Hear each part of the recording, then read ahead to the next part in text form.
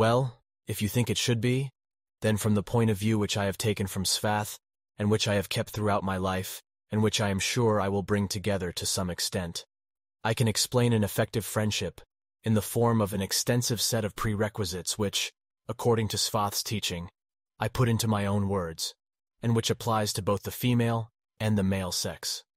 So here's what I want to do. 1. A deep and mutual vertrathiate. As a result of knowing someone well, information can be entrusted to them in confidence and they can trust them, must be present as a prerequisite for a true friendship. 2.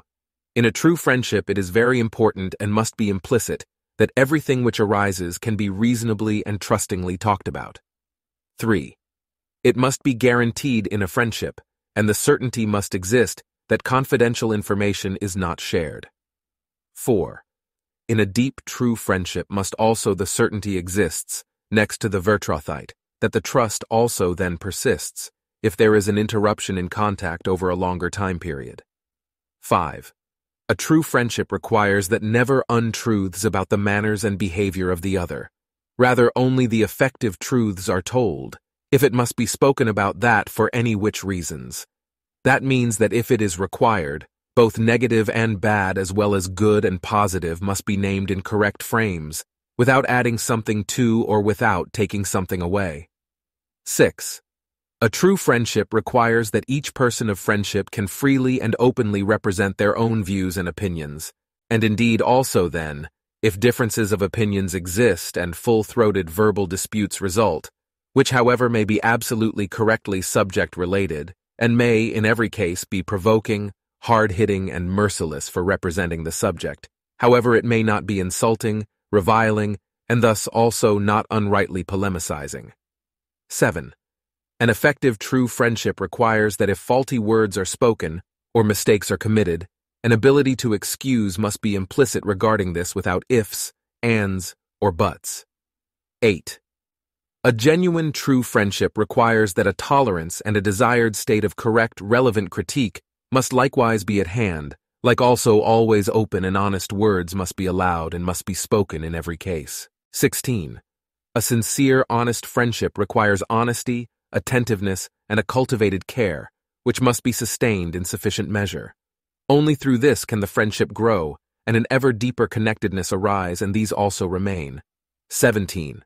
A good and true friendship requires that occasionally, if the necessity for this exists, strictly open, tough, and clarifying conversations can be conducted, which under circumstances may even be very loud, if the situation requires it, in which case the loudness should lead to neither fistfights nor to strife, rather it must be kept calm. 18. A good and permanent friendship requires that every now and then the friendship's affection is shown with loving gestures, attentive words, or small contributions and so on, which however may not amount to an attestation, etc. Exorbitant display of praise, etc., to prove the truthfulness of the friendship, validation, confirmation. 19. A true, good friendship requires an equality of rights and duties. However, particular abilities must be considered in regard to the exercise of rights and duties of the corresponding friendship partners. 20. A really good friendship requires that the effective truth always rules between the friendship partners, which in this wise must also be externally held for each other. Consequentially, for the friendship partner, it must also externally be so, that in every relation only the truth applies, is said and cultivated, as a result no untruths, that is lies, may be said or conjured up, and indeed not even then, if damage arises through this to the friendship partner in any wise.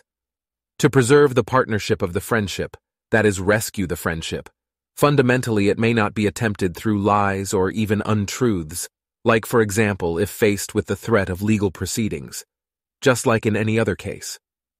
From my perspective, through untruths, that is lies, which, for the sake of the service of the friendship and service of the partnership are pronounced, or even testified, the friendship is heavily and negatively burdened and destroyed.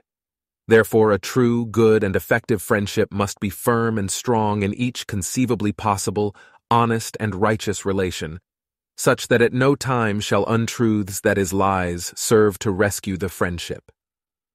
Truth is, and how I see it, namely in this regard, that no real friendship can exist if one has to lie amongst one another or for one another in one such friendship. 9.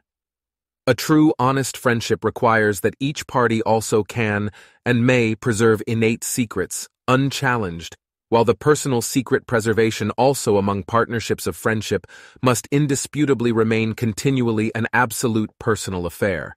Subsequently, the revelation that is the disclosure of a personal secret may be compelled under no circumstances from a partner side of friendship.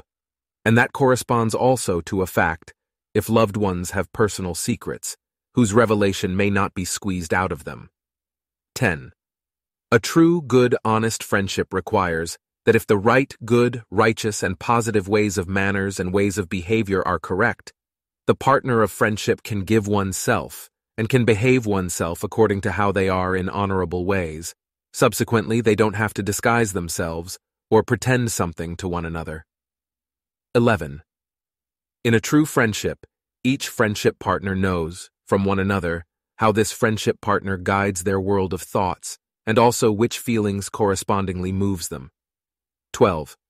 In a true friendship, the togetherness must be a basic rule, and also be taken care of as well as enjoyed, which, however, does not require a constant being together, always planning together, or a common action, like also not constant collective undertakings. 13. A true friendship requires that the friendship partners are there for one another, especially in those times when something is going wrong, problems occur, or for any which reasons the help of the other is needed. 14.